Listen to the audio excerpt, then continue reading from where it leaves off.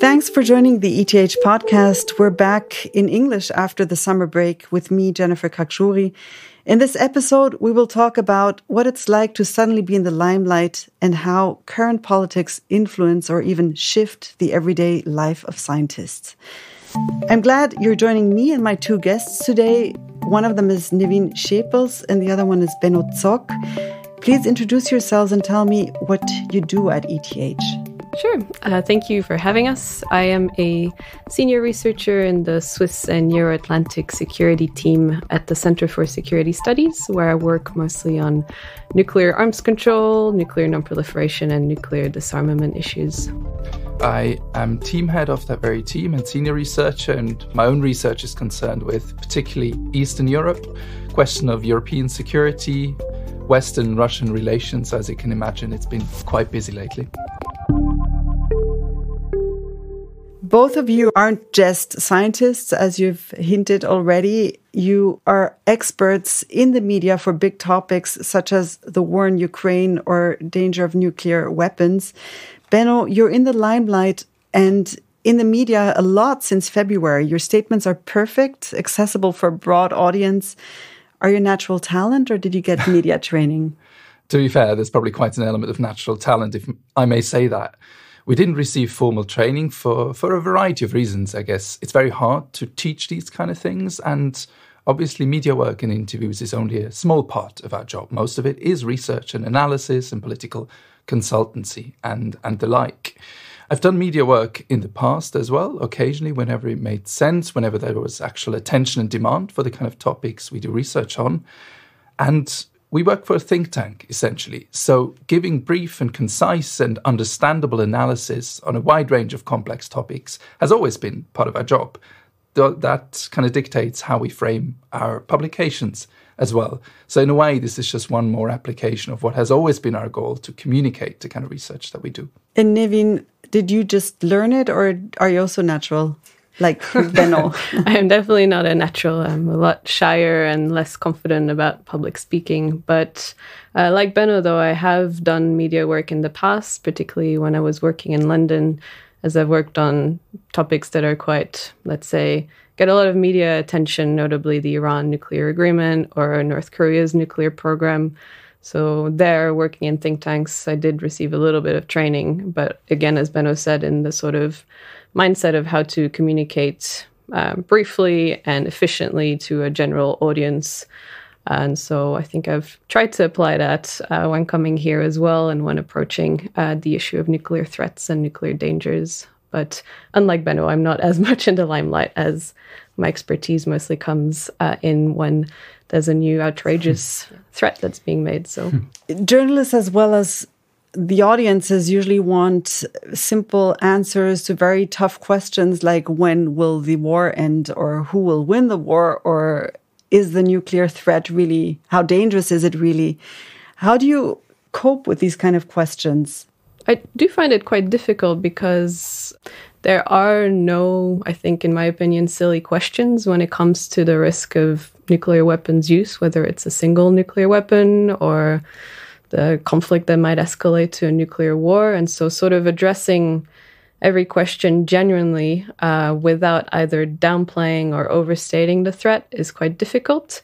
I think throughout these last few months, there's been an element of, yes, balancing the need to explain quite clearly what the risks are. And while myself and most, I think, experts believe that risk of the war escalating to, let's say, nuclear use is quite small, there's still a need to explain these risks, a need to explain how to react to them. But giving too much credibility to Vladimir Putin or his associates' sort of nuclear threats is also kind of playing their game. And so I think it's, again, been a bit of a balancing act that sometimes for a radio show, when you have to say it in 2 minutes or less, is quite difficult to strike that balance. But it's, again, something I try and communicate across generally every time I have to discuss that particular balance. And Benno, how do you cope? You really are confronted with these existential questions and essentially predicting what Vladimir Putin may do tomorrow, which is absolutely impossible within 1.5 minutes for a national TV news show or so, which is incredible. But at the same time, I mean, that's the kind of analysis we all try to do. We can share as much of the information that we use for our estimates, including the blind spots. And I think that's quite key. And rather, of course, when in doubt, when you don't have an actual comment, when you don't know the substance of it, when you're really unsure about the outcome, either you don't comment or you share your doubts and say that you're concerned about that and that there's very limited information. So in a way, sharing that methodology that we apply to these questions can be helpful and gives us credibility as well, even if it means that I cannot answer your question. I'm sorry about that, but I can tell you a bit of context. And in the end, that within 1.5 minutes is a tough one.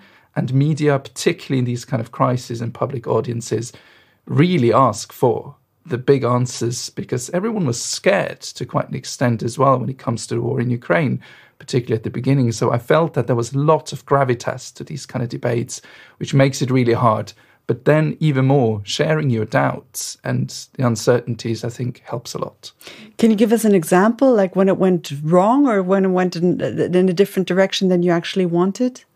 Most of the time it's worked quite well, because there's also conversations that you have with journalists, with moderators before the talk, where you share quite frankly where your limits are or the unknowns, so they may not ask about it. And my experience has been that there's fairly trusting and good working relationship with media, particularly in Switzerland, but including the ones I've worked with in Germany and elsewhere. So that really helps and gives confidence. I've received questions I was uncomfortable with, particularly what Naveen hinted at, the sensationalist ones, as in, will there be nuclear war tomorrow? There I deflect or refuse to comment outright, but it's happened fairly rarely. Once there was a surprise turn of events from, I was analysing the war in Ukraine on a live TV show, and then the question was, what does this mean for Switzerland? How should we react? And that's a whole other matter, which isn't my research focus. So there again, I deflected. And it was fine in the end. You may answer a different question than was asked to you. But I must really say, it happens quite rarely. You must be somewhat ready for it, because people are interested. There are, obviously, every single answer triggers 5 more questions. That's what you have to deal with. Both of you are very young. You're around 30. And up to now, the experts were senior, mostly retired men who gave their statements and expertise and analysis of situations.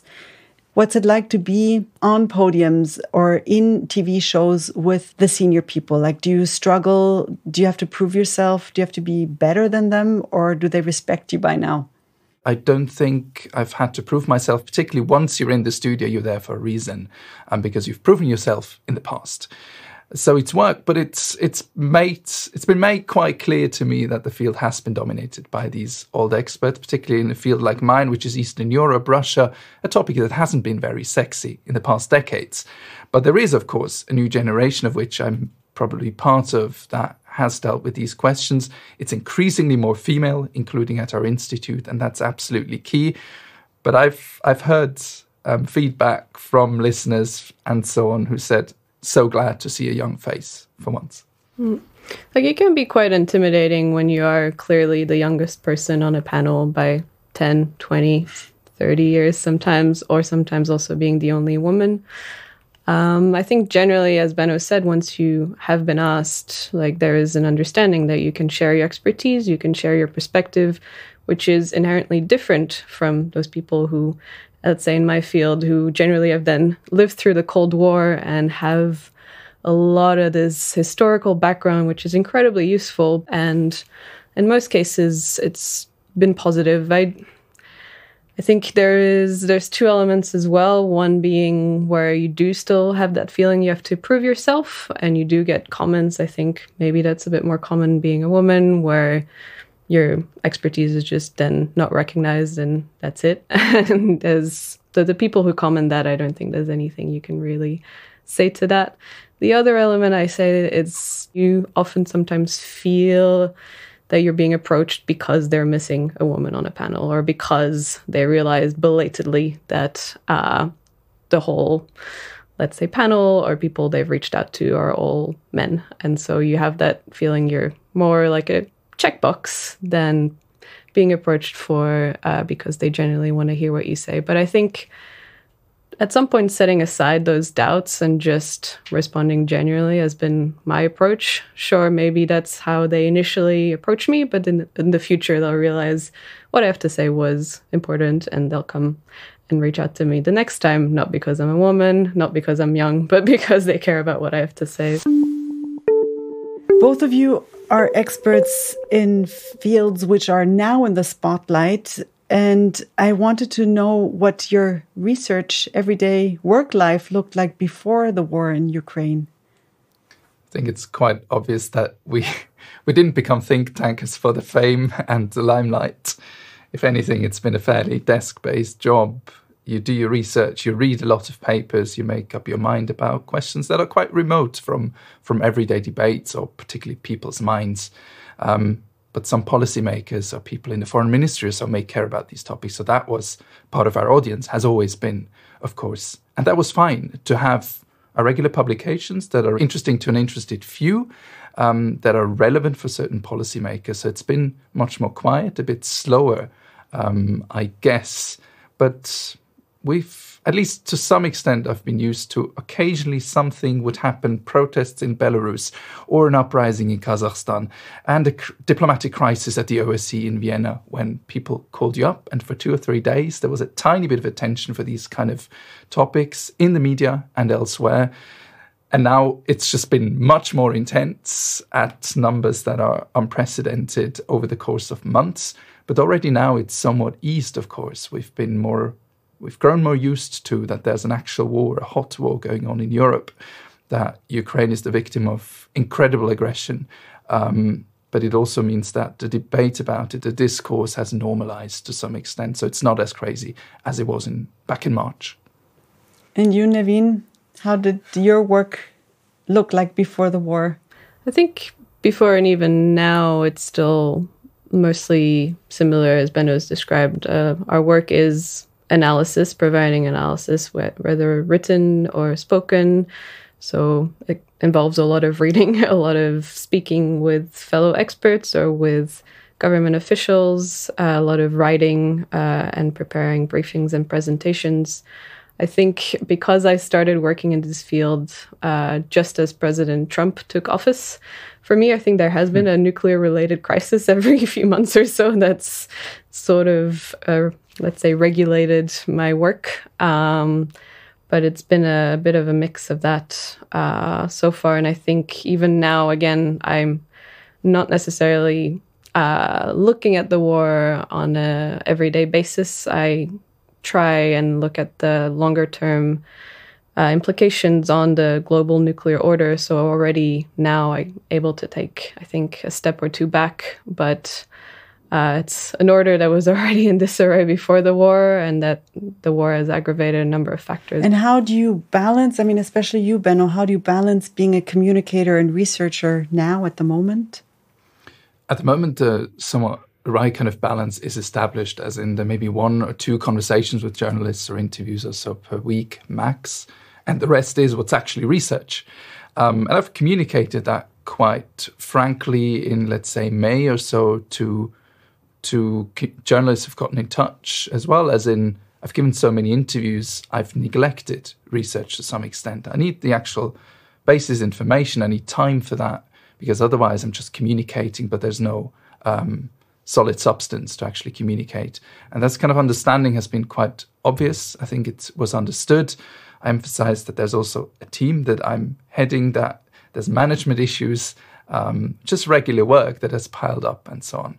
And with that kind of understanding and the general debate being less in a frenzy, less crazy around the war, because we've gotten used to this sad reality, it's been quite fine, actually. So now this balance is really maintained and somewhat natural, as it should be generally over the course of my job. And is your media work also important for scientific work? Like, do you take up stuff that you learn during your interviews for your scientific work, or is it like a totally different thing? I would say that it is indeed quite different. Obviously, when you're asked any kind of question by any kind of audience, can be at a conference, when you give a lecture, it inspires your thinking to some extent. You get a bit of a sense of what the discourse and concerns are. And this can inform or somewhat make you reconsider what the framing of your analysis may be, what the hook may be, as in what's the actual real life example to the kind of research we do. But otherwise, I think it's quite separate. And to be honest, it should, of course, start with the kind of background analysis that we do, with the kind of reading and studying and writing. And then using it and communicating it to a certain audience is the next step. It can't be the other way around. Substance goes first, analysis goes first. All these years that we've engaged with these kind of topics is the kind of substance that gives us credibility to then go into interviews, communicate in very few minutes, in a very short time frame, the kind of results that we've achieved in this research over the years. This is the natural order of things, and we should really be careful not to reverse it in any way. And does the media work you do, does that help a scientific career? I think working in think tanks especially, it is useful because it forces you to engage with the topics that you work on an everyday life, try and communicate with one of your audiences, which is a general public audience. It forces you to then think through these topics that are sometimes quite complex and rely on, decades of history sometimes, and sort of not boil it down necessarily, but forces you to explain it in a different way. And I think that exercise is quite important and useful to do. I think as think tankers, part of our job is also sort of being a bridge between academia, the policy community, but also the general public. So again, the media work, I think, is an important part of it. Having a bit of name recognition is also useful because you might be writing a lot of very long reports here and there, but those are not always read by everyone. So having a bit of a different exercise in communication, I think, is important as well. I think the goal of our work is, after all, not face recognition or anything along those lines, but to reach the actual audience. And not just the general public, but of course policymakers as well, whether that's officials in ministries or members of parliament.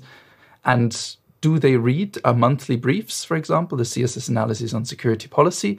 Some do, some don't. But many others may see some of our thoughts and our thinking in, let's say, a guest article in a newspaper or in a TV or in a radio show. So you broaden your audience, and you may even make audience then read your underlying analysis in your underlying pieces. So I think that's the actual goal of it. And obviously that may advance your career as well if you broaden your audience. But it's really not about fame. We're in the wrong field for that. And the other way around, is journalism maybe an alternative to what you're doing now? Like, could you imagine changing the seat? To be fair, I quite enjoy doing media work. I think it gives me a lot. I enjoy this kind of being in touch with an audience as well, and seeing that what I've done at my desk in my office for years is relevant to people. But the roles are very different. To moderate, to ask the kind of question instead of giving the answers is entirely different. And I'm quite cognizant, particularly based on that experience, that these roles are very different. But I would be intrigued. I think, to me, I wouldn't rule it out at all. I've considered it. I've done regular media work for quite a while now, so I have some insights. So who knows, depending on, I think, our generation's career paths can be quite flexible at times. As a think tanker, you have quite a few skills in a variety of fields, including communicating. So media work is possible. I wouldn't rule it out. And some of the best, I think, defense editors, journalists, sometimes have worked in think tanks. Like, I think The Economist in particular, their defense editor used to work in a think tank, and I think it generally does help. And other journalists, again, whose work I follow quite closely, have had stints as researchers.